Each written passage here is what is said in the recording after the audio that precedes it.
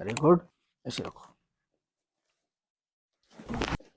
चलो उधर टर्न करो, करो कमर को, मेरी तरफ को आओ। बस अब खुला ला।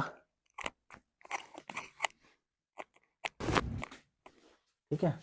मैं आया था डॉक्टर साहब के पास और मेरी बॉडी में दिक्कत हो रही थी, पेन हो जाता बहुत ज़्यादा। मैं बॉडी बिल्डिंग करता हूँ।